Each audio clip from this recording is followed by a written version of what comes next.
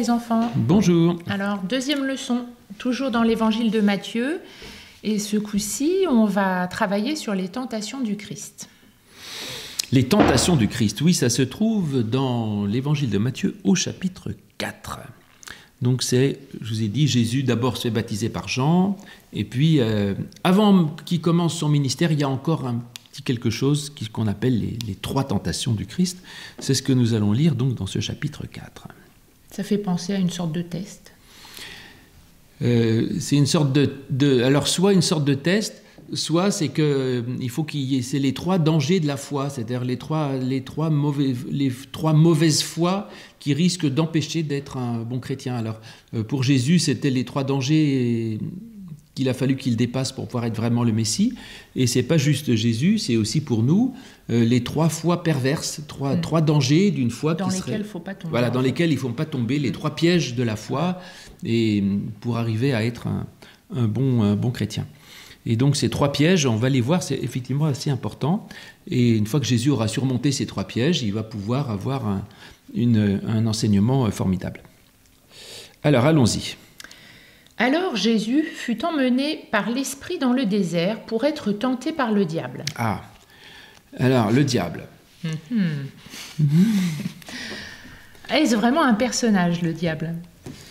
Est-ce qu'il existe? Moi, je ne crois pas dans l'existence du diable comme personne. Je crois qu'il y a Dieu qui envoie du bien et que le mal, c'est juste des ratés, en fait. C'est quand ça ne marche pas. Mais je ne crois pas qu'il y ait quelqu'un qui organise le mal, si vous voulez, que le diable envoie un accident ici, une maladie là, etc. Donc je ne crois pas au diable en tant que personne ou que puissance organisatrice. Donc je crois qu'il n'y a que Dieu qui organise et qui fait des choses dans le monde, et que le reste, c'est des erreurs, c'est du mal, c'est tout. C'est de la malchance, quoi. C'est pas de chance. C'est de la pas de chance, c'est de la violence, du mal, c'est de l'idiotie, c'est de la bêtise, c'est de la haine, c'est de l'ignorance.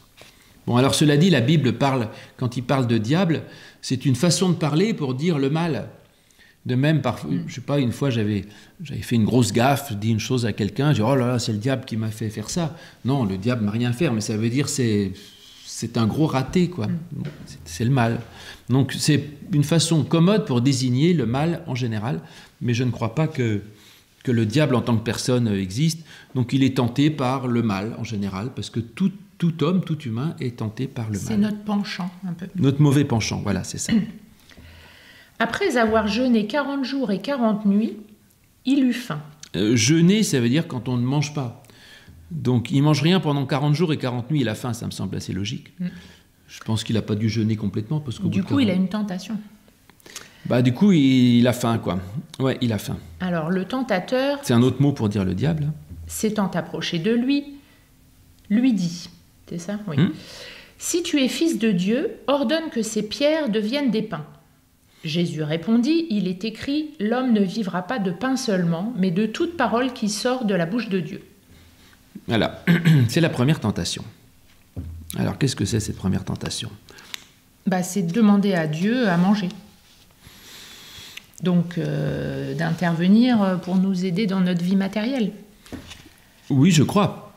Parce que est-ce que c'est Dieu qui envoie à manger ou qui laisse mourir de faim les enfants au Soudan? Je ne sais rien. Je ne crois pas. Et donc, je ne crois pas que Dieu gère la quantité de nourriture que vous avez. Donc, aller réclamer à Dieu de la nourriture matérielle, c'est une erreur. Donc, c'est le premier danger de la religion, ce serait de croire que Dieu serait là pour remplir notre estomac, pour soigner nos maladies si on est malade, pour balader les virus s'ils embêtent l'humanité, avoir des bonnes notes. Avoir des bonnes notes à l'école, pour empêcher qu'il y ait des tornades de je ne sais pas où. Dieu n'est pas là pour ça. Et il y a plein de gens qui prient Dieu pour des choses matérielles. J'en ai vu encore récemment des gens qui disaient qu'ils avaient perdu la foi il y a 40 ans parce que leur enfant était mort. Et ils avaient cru que Dieu pourrait guérir la maladie de l'enfant. Et du coup, ils ont dit Dieu n'existe pas. C'est idiot. Il aurait fallu que quelqu'un leur explique que Dieu n'est pas là pour faire des choses matérielles dans le monde, mais qui peut apporter infiniment, énormément dans le cœur de chacun. Donc il aurait pu aider ces gens, et Dieu est prêt à aider ces gens. Après, à surmonter justement nos épreuves, Voilà. à trouver du courage. C'est ça. Donc Dieu peut pas te donner de bonnes notes, mais il peut te donner du courage pour travailler, que tu aies une bonne note. Il peut pas empêcher de pleuvoir si tu sors, mais il peut te donner l'idée d'avoir un parapluie ou d'en offrir un à la personne que tu aimes pour qu'elle soit pas mouillée. Et Dieu, etc. Donc Dieu peut nous aider à trouver des solutions, et il peut nous permettre de surmonter si on a des difficultés ou si on a du mal.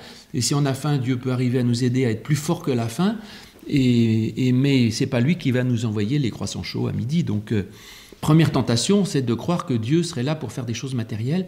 Et ça, la Bible dit que c'est pas bien. Ça s'appelle la superstition, en fait. On croit que c'est la magie. Autrefois, les gens, comme dans Lucky Luke, je ne sais pas si les jeunes lisent encore Lucky Luke, faisaient des danses de la pluie, les sorciers, pour faire pleuvoir, des choses comme ça. Donc ça, c'est une mauvaise religion. Dieu est là pour des choses spirituelles, c'est-à-dire intérieures, pour la foi, pour le courage, l'intelligence, l'espérance, l'amour et tout ça, pas pour les choses matérielles. Donc ça, c'est très très important. Avec ce verset que j'aime beaucoup, Matthieu 4,4, « L'homme ne vivra pas de pain seulement, mais de toute parole qui sort de la bouche de Dieu ». Verset que je sors à chaque leçon de catéchisme, qu'on a déjà dû citer. C'est ce que j'appelle le verset tout-terrain, c'est 4-4 comme un 4-4. Matthieu 4-4. Et parce que c'est la base de ma foi, l'homme n'est pas juste là pour se remplir le ventre, pour manger, etc. Mais donc ça n'est pas qu'un animal. Voilà. Ça n'a pas qu'une dimension d'animal et matériel. Et c'est ça. Et l'important, c'est justement, vous n'êtes pas que des animaux. Et donc il y a autre chose qui est de l'ordre de l'invisible, de l'intérieur, de la valeur morale, spirituelle et tout ça, et que c'est ça qui compte, et c'est ça qu'on essaye de vous apprendre dans l'école biblique, et c'est là que Dieu peut intervenir. Pour ce qui est de la dimension animale, débrouillez-vous. Voilà, première tentation, c'est fait. Voilà, coché. La deuxième. Verset 5. Le diable le transporta dans la ville sainte. C'est Jérusalem, j'imagine. Le plaça sur le haut du temple et lui dit: si tu es fils de Dieu, vas-y, jette-toi en bas, car il est écrit, il donnera des ordres à ses anges à ton sujet, et ils te porteront sur les mains de peur que ton pied ne se heurte contre une pierre. Alors là, le diable cite le psaume 91. Donc, deuxième tentation, c'est de se dire... je peux échapper à tous les dangers, parce que de toute façon, Dieu rattrapera le coup. Dieu rattrapera les morceaux. Et alors c'est un peu la suite de celle d'avant. La tentation, ce serait de se dire, de toute façon, c'est pas la peine que moi je m'engage, puisque Dieu fera ce qu'il veut. Alors, on reprenait tout à l'heure sur la maladie, on peut dire après tout, si Dieu veut me guérir, il me guérira, donc c'est pas la peine de prendre des médicaments. Voilà. Et puis, si Dieu veut que ma vie soit réussie, il le fera, donc j'ai pas besoin de travailler, pas besoin de me donner du mal. J'ai pas besoin de s'occuper des autres, puisque Dieu le fera. Ah voilà, donc, Dieu s'en occupera. J'ai pas besoin de donner à manger aux autres. C'est ça. Partager. Et en fait, c'est vrai que Dieu vient nous aider.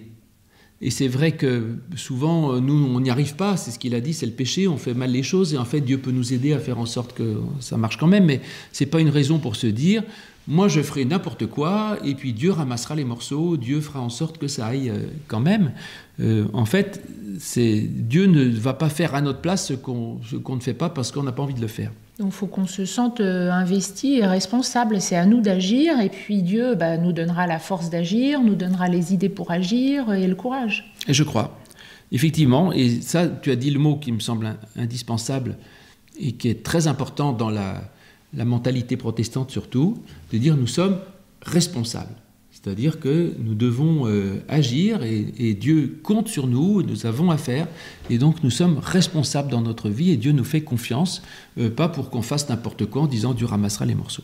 Donc s'il y a un problème, c'est à nous de prendre en charge ça, et puis Dieu nous donnera la force de le faire. Voilà, nous sommes responsables de notre vie, ça c'est important. Et la troisième tentation, verset 7. Jésus lui dit: il est aussi écrit, tu ne tenteras point le Seigneur ton Dieu. Je me suis trompé, ça c'est la fin de la deuxième. Donc on arrive au 8. Ah oui, pardon. Alors... J'ai oublié, c'est pas grave. C'est moi qui me suis trompé. Au verset 8.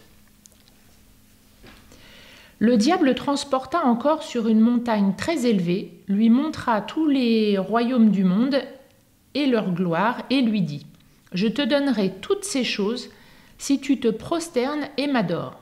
Jésus lui répondit: « Retire-toi, Satan, car il est écrit, tu adoreras le Seigneur ton Dieu et tu le serviras lui seul. » Ah, alors le diable lui dit, tu peux avoir beaucoup de pouvoir, plein d'argent, plein de réussite, si tu te prosternes devant moi. Alors je vous ai dit, le diable tout à l'heure, c'est pas une personne, c'est le mal en général, c'est-à-dire c'est la violence, c'est l'égoïsme, c'est la malhonnêteté. La jalousie.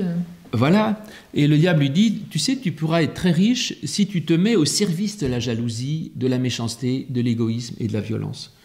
C'est pas faux, hein, c'est vrai que si vous êtes malhonnête, vous pouvez devenir très riche en fait. Et avec méchanceté, on peut arriver à prendre les choses des gens, prendre la place, être important, etc. Et c'est une tentation. La question, c'est de savoir, est-ce que je suis prêt à n'importe quoi pour moi être plus riche, plus important, mieux vu, etc. Même, est-ce que je suis prêt à être méchant, malhonnête et voleur? Ou est-ce que je dis non, moi, je suis au service de Dieu, c'est-à-dire de l'amour, de la paix, de l'humilité et de la bonté. Et donc moi, j'ai choisi de me mettre au service de la gentillesse. Alors peut-être que j'aurai moins d'avantages, c'est possible, hein, parce que c'est sûr que celui qui vole, il a plus de biens que celui qui se fait voler. Mais en tout cas, moi, je me mets au service de l'honnêteté et c'est mon choix. Donc ça, c'est vraiment un choix important de savoir, en fait, est-ce qu'on veut croire en Dieu, dans le Dieu de Jésus-Christ, qui est un Dieu d'amour, de tendresse, de gentillesse, de bonté, de générosité, ou est-ce qu'on veut mettre sa vie au service de la méchanceté? Et je peux vous le dire, probablement que si vous mettez votre vie au service de la méchanceté, vous y gagnerez. On y gagnera d'un point de vue matériel, mais après, je pense qu'on se sent aussi seul et pas forcément soutenu, parce qu'on va créer de la haine, on va créer des ressentiments, et donc...